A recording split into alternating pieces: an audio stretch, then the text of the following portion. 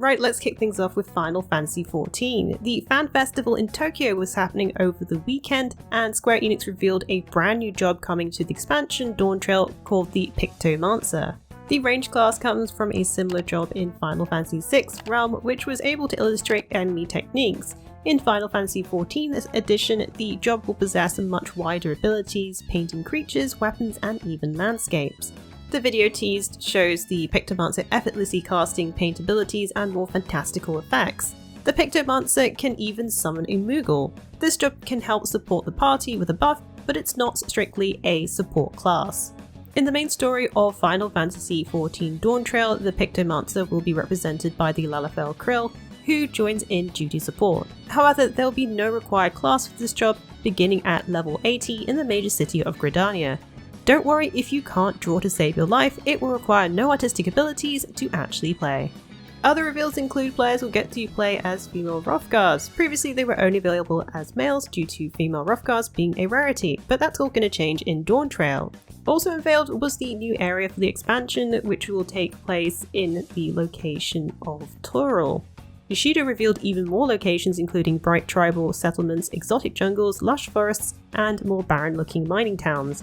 This is starkly contrasted with a futuristic-looking city called Solution 9, which could be straight out of Cyberpunk's 2077's Night City from its concept art. Cosmic exploration is a new lifestyle feature which will allow players to venture to different planets in both solo and co-op. This is just the tip of the iceberg, so if you want more details on this or any news mentioned in this video today, the link is in the description below. Upcoming space RPG Exodus will have endings not only impacting years into the game, but decades and even centuries according to the developer. In this RPG, the story will explore time dilation, which in turn will affect the endings of the game. There are multiple endings confirmed, just how many are unknown. However, through a recent stint of short Q&A videos, James Olin shared they've put a lot of work into these different endings. One thing is for certain, time dilation will have an extensive reach into the choices you make, and this is the core of the game. In case you missed it, the intro trailer, the core concept of the game follows how time moves differently through space, which could impact the main character's family or even an entire civilization. The game will focus on third-person combat, includes fantasy themes, be based on a Centauri cluster, and even has a hint of alien romance. There's no release date for this whirlwind sci-fi, but it will be coming to PlayStation 5, Xbox Series, and PC. The development team are setting the bar high using recent games such as Horizon Zero Dawn series, Tomb Raider, and even The Last of Us as comparisons in terms of game quality. A strange phenomenon is happening in Monster Hunter World as the concurrent player count continues to climb despite no new content announced for the game. The next major entry in the Monster Hunter franchise was announced last month, but players of Monster Hunter World have been on the uptick. Ever since Monster Hunter Wilds was revealed at the Game Awards in December, new and returning players have been playing World. According to SteamDB, the game has seen a high of around 160,000 concurrent players, which is the second highest since 2020, when Monster Hunter World Iceborne came out on PC. This isn't just because of the anticipation of Wild, which is still a ways off as it's set to release sometime in 2025. While the trailer may have sparked excitement amongst hunters to get back into it, there has also been another factor affecting its popularity, and that's Capcom's community engagement. Recently, Capcom has been organising a community event called Return to World. This involves community managers streaming gameplay of Monster Hunter World on popular platforms such as Steam and Twitch. There was also the Winter Sale, which has the game price at a steal of $10. Despite the sale now being over, the game still has gained some interest. Have you returned to Monster Hunter World recently, or have you picked up the game for the first time? Be sure to swing by our Monster Hunter World wiki for all the latest details. Cyberpunk 2077 made an astounding comeback with its expansion Phantom Liberty. It is now reported to have sold over 5 million copies worldwide, just 3 months after its launch on September 26 last year.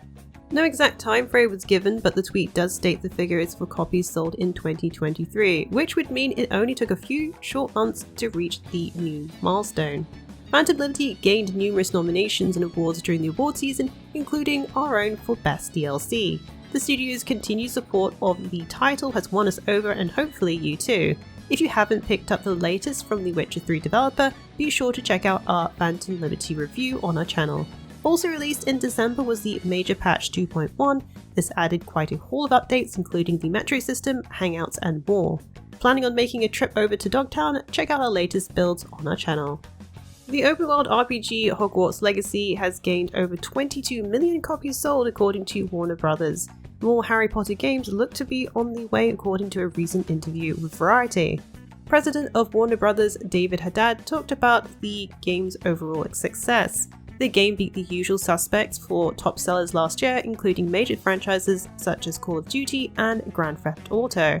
Also revealing that players have accumulated more than 707 million hours played, with many experiencing more than one playthrough of the game. But Hogwarts Legacy currently isn't the only Harry Potter game to be based on the universe. Harry Potter Quidditch Champions is another recent entry which is in the works, with playtests expected for this year. There are also a series of other things that have yet to be revealed. Those series of things sound intriguing. As to what they could possibly be, we don't know yet. What Haddad does let on is that it will let fans be a part of this world and stories and characters in deeper and deeper ways.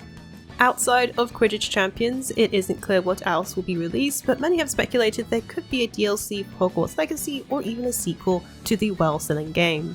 Hogwarts Legacy is now available on PC, PlayStation 5, Xbox Series and Switch.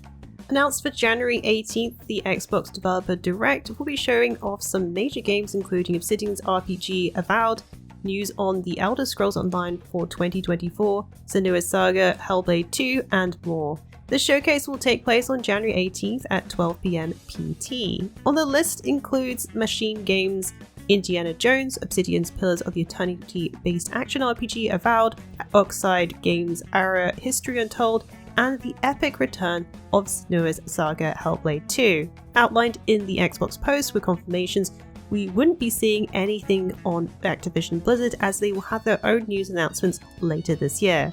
What you can expect is to see what games are coming to Xbox as well as Microsoft's subscription service, Game Pass. Hopefully we'll be getting to see a lot of gameplay for Avowed, which is intriguingly set in the Pillars of Eternity universe of Eora. We already have a great video which goes over what we know so far about the game, including possible story beats for what was shown in the footage so far. But a new showcase this January will surely invite fans to find out more about what's in store for this magical building action RPG.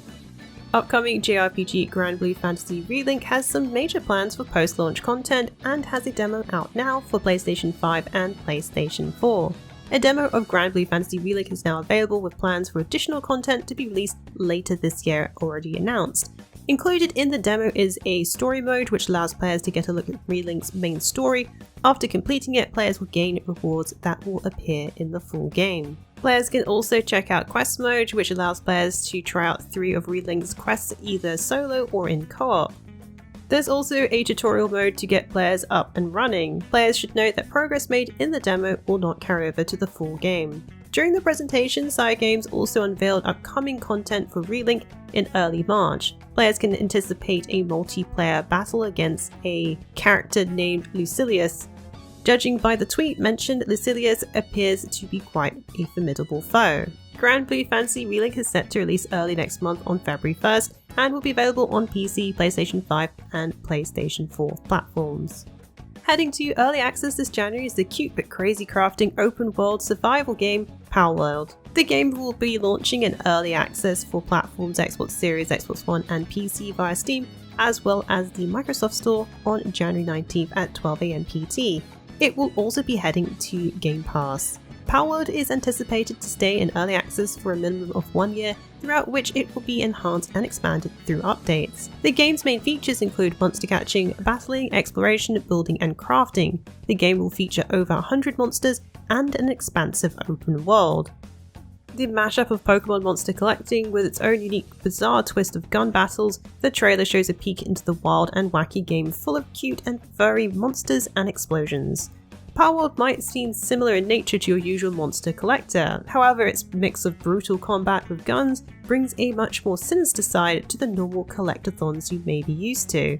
Upcoming action RPG Sandland has been announced to be coming to PlayStation 4, PlayStation 5, Xbox Series and PC on April 26, 2024. The visuals may look rather familiar if you're a fan of Dragon Ball, as the creator Akira Toriyama is also behind the character designs for Sandland. If you're not familiar with Sandland, it's a world created by Toriyama full of mech vehicles and delightful characters. The story is set on a post-apocalyptic Earth that has been destroyed by war. In this rendition, players will take on the role of Beelzebub, in charge of leading a bunch of misfits in search of a legendary spring hidden somewhere in the desert. Perils await as bandits, fierce wild animals, and the Royal Army are all lurking. It seems to be sticking close to the manga, but sets a whole new experience to enjoy firsthand playing as the rebellious Beelzebub. There are an array of vehicles to unlock, such as battle tanks and motorbikes and even jump bots. The new trailer shows off a couple of interesting ones that can even hover above the ground. The fun doesn't stop there though with hover abilities, as players can also customize their cars with a number of weapons and parts to choose from. PAL foes will require to have some powerful weapons at hand. Equip the special option weapons to really put some power at your fingertips. The neutron cannon can send a blast of energy right at your enemy. Well, that's it for the Week in the Wikis. Please join us again next week for yet another great week of gaming. Remember to check out our VIP program for some exclusive supporter benefits. And budding writers should take advantage of our Become an Author initiative. Thanks again for being part of this great community. Keep checking in with us with news, reviews, YouTube streams and vids, and general wiki goodness.